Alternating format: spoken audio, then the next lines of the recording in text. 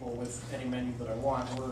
We're trying to, you know, create foods that are going to go out to a mass market of the entire United States, so if you're 300 million people.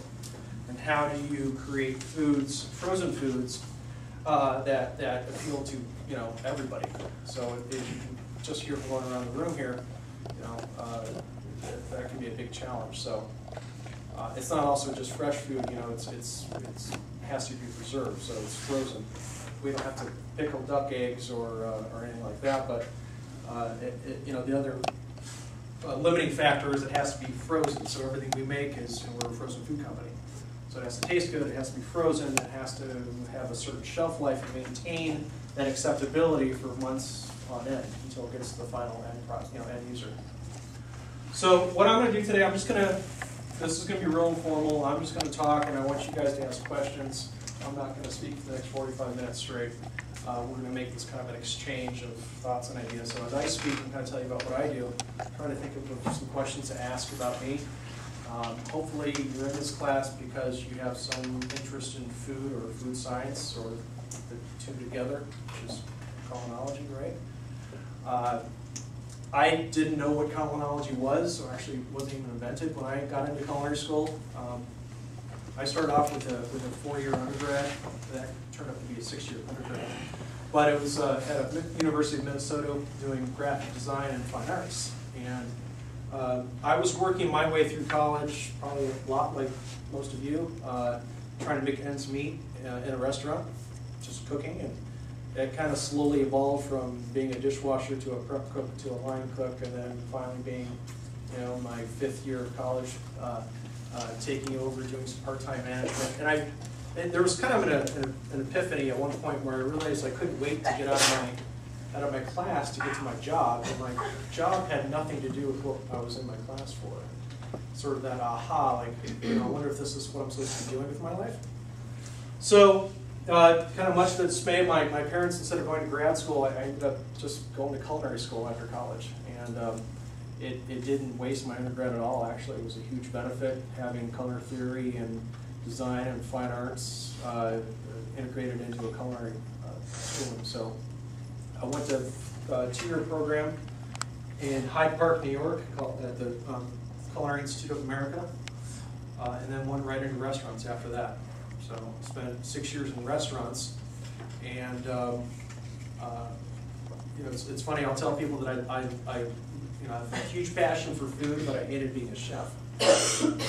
Sort of raise some eyebrows when you say that, but it's you know, cooking in a restaurant is not the Food Network. It's not Channel 2. It's not like this beautiful, you know, all your food's laid out in front of you, put it together and pull it out of the oven, ta-da. You know, it's you know, it's backbreaking work. It's a lot of hours, cuts, burns, scrapes. You know, nights, weekends, holidays. You know, you have to pretty much hang out with the people that you work with because you're all kind of in this another phase of existence outside of society, right? You're working in these weird hours and this, you know, nights and weekends when everyone else is you know, at home. So, and then there's not a lot of benefits. Hopefully there's no one here that wants to go to restaurants. I'm not talking you out of it. I'm just telling you about my experience.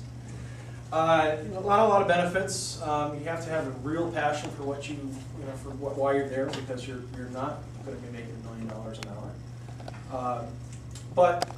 So anyways, after like 7 years of that, I kind of got this urge to settle down and have a family, and realizing that wasn't probably going to happen with the current lifestyle I had working in restaurants. So I'm on the phone one day talking to a buddy who just joined Schwann's as a pilot plant manager. Ever heard that term, pilot plant? Ever heard of the term a pilot episode for a TV show? I mean, it's like it's the first show that they put together to test to see if it's going to appeal to viewers. We have a plant at Schwann's called a pilot plant. Same principle, okay? We have all the machinery, all the line equipment we have on a larger scale, just on a much smaller scale, where we can test product to see if it's going to work. So, tangent there. I talked to my friend about the pilot plant manager, and he says, hey, they're putting together some sort of culinary team at this new R&D facility at the Schwann Food Company. They're looking for people with industry experience to bring trends knowledge into the company. talk to this person and see where it goes. Long story short, they were looking for somebody with kind of a fine dining background to bring in trends, information from the industry into the company to figure out how we can produce products of a higher quality that appeal to diners and restaurants in a frozen food format. And that was 7 years ago. So a lot has changed with our company since then.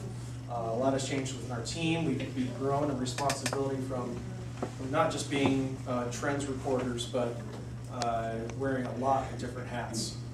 And the RCA, the Research Chefs Association, and the advent of culinology, the blend of food science and culinary arts, has really propelled my industry, my job. It's been really popular. Hopefully that's why all of you are sitting here today. Niche in the food industry. So, questions up to this point? I'm going to kind of go over some bullet points as to what we do with Schwann's. Our team, it's not just me, we have a group of 7 of us. So as I go, think of the questions to ask. I'll probably add some terms that you might not understand or an acronym. So interrupt me and ask me if you don't know what I'm talking about. Our primary responsibility, we work at a big R&D facility. R&D stands for what? Research and development. Okay, good, we're that far. Within R&D, there's 120 or so people here in Marshall. We also have people in all of our plants. And we all work together in cross-functional teams. That means a person from each specialty working in a group of 5 to 10 people to bring new products to life. Okay? And these new products have to start with an idea. Okay? We just don't, they just don't materialize, or we just don't, oh, what sounds good today? Let's come up with, we have to have some sort of foundation, some sort of market research to bring to the table to make these products valid. So we start with marketing, we start with culinary, because we're the guys that know about food, and we monitor the trends of what's going on in fast food restaurants, in casual dining, college, university, healthcare, military, all the different food channels in the world where food is served. We monitor that and see what's going on in the trends and see what people are eating. We bring that information to the company, and we go through these exercises called ideations. Okay? You ever heard of a brainstorming exercise? And get a group of people together and think about a common idea to get ideas on paper. Same thing, ideation. We'll get 5, 6, 7, 8, 10, 12 people in a room.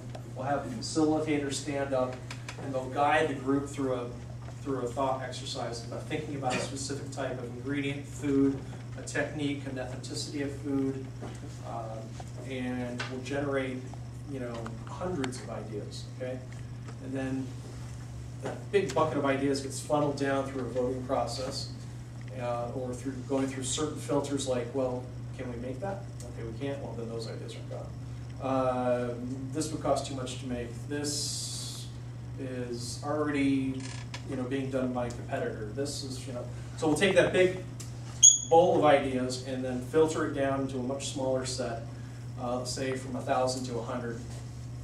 Then, hold on, let me take this.